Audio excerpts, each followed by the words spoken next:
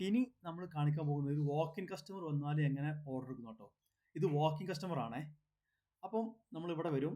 നമ്മൾ ആ customer already ഉള്ള കസ്റ്റമർ ആണെങ്കിൽ നമ്മൾ അയാളെ നമ്പർ അടിക്കുമ്പോൾ ഓക്കെ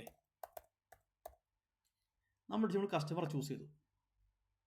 ഓക്കെ, ഈ കസ്റ്റമർ ചൂസ് ചെയ്ത് ഇവിടെ കണ്ടില്ലേ, ഇവിടെയാണ് ഇന്നത്തെ ഡേറ്റ് ഓട്ടോമാറ്റിക് താഴെ കാണാൻ പറ്റും. ഇവിടെ നമ്മുടെ ഡേറ്റ് ഇവിടെ വരും. ഓക്കെ, ഇതിൽ ഇവിടെ വാക്ക് ഇൻ കണ്ടു നിങ്ങൾ. അപ്പോൾ ഈ വാക്ക് ഇൻ ചൂസ് ചെയ്യണം. എന്നിട്ട് ഡെലിവറി ഡേറ്റ് ഇവിടെ കൊടുത്തിട്ടില്ലേ, അത് നമുക്ക് ചൂസ് ചെയ്യാം. ഈ ഡെലിവറി ഡേറ്റ് കൊണ്ട് ഉദ്ദേശം അറിയാം, വാക്കിംഗ് കസ്റ്റമർ ചിലപ്പോൾ അധികം പോലെ വന്നിട്ട് എടുത്ത് കൊണ്ടുപോകാനായിരിക്കും ഉണ്ടാവുക 90%. അങ്ങനെ അല്ലെങ്കിൽ നമ്മൾ ഡെലിവറി ചെയ്യുകയാണെങ്കിൽ ആ ഡേറ്റുള്ള സമയം നമ്മൾ ശേഷം കൊടുക്കുക. ഓക്കെ, ഇതോട് കൂടിയിട്ട് ഈ സാധനം വന്നു. നമ്മൾ കസ്റ്റമർ ഐറ്റം ചൂസ് ചെയ്തു.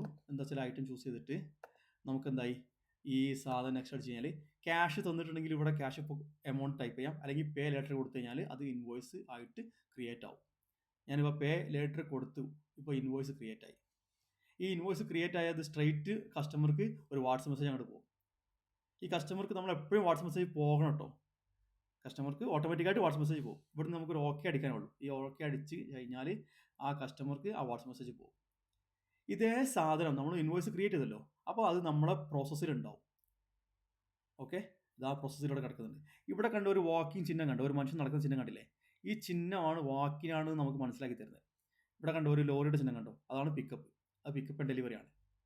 ഇങ്ങനെയാണ് നമ്മൾ ഒരു വാക്കിൻ കസ്റ്റമറെ ഇൻവോയ്സ് ഉണ്ടാക്കുന്നത്.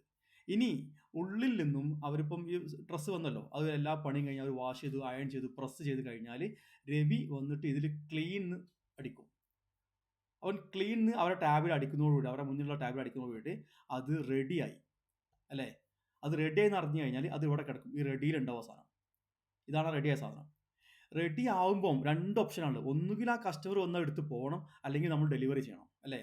ഡെലിവറി ചെയ്യാനാണെങ്കിൽ നമ്മൾ ഇവിടുന്ന് ഡ്രൈവർക്ക് അത് അസൈൻ ചെയ്യണം. അപ്പോൾ ഉദാഹരണത്തിന് വിനയ് കൊണ്ട് കൊടുക്കുകയാണെങ്കിൽ വിനയൻ്റെ പേര് ഇവിടെ കൊടുത്തിട്ട് അപ്ഡേറ്റ് കൊടുത്താൽ അത് വിനയ് കൊണ്ട് കൊടുക്കണം എന്നുള്ളത് ഇവിടെ ആയി. കാരണം വിനയൻ്റെ ഫോട്ടോ വന്നു. അപ്പം ഇത് ആലോചിക്കേണ്ട കാര്യം, ഇത് വാക്കിംഗ് കസ്റ്റമർ ആയിരുന്നു, സാധനം കൊണ്ടുവന്നത് വാക്കിനാണ്. തിരിച്ച് വിനയ് കൊണ്ട് കൊടുക്കും ഡെലിവറിക്ക്. ഇനി അയാൾ വിനയ് അല്ല, അയാൾ ഇവിടെ വന്ന് വാങ്ങി പോവുകയാണെങ്കിൽ ഇവിടുന്ന് ജസ്റ്റ് ആരും സെലക്ട് ചെയ്യണം, അങ്ങനെ വെച്ചാൽ മതി. അപ്പോൾ എന്തായി, അത് ഓൾറെഡി അയാൾ വന്നെടുത്ത് കൊണ്ടുപോവാണ്.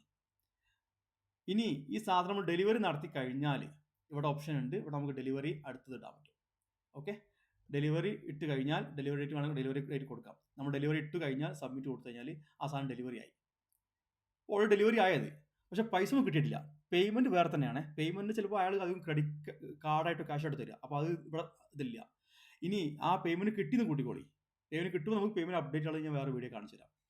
ഇതാണ് ഒരു വാക്ക് ഇൻ കസ്റ്റമറുടെ മൊത്തം പ്രോസസ്സ്.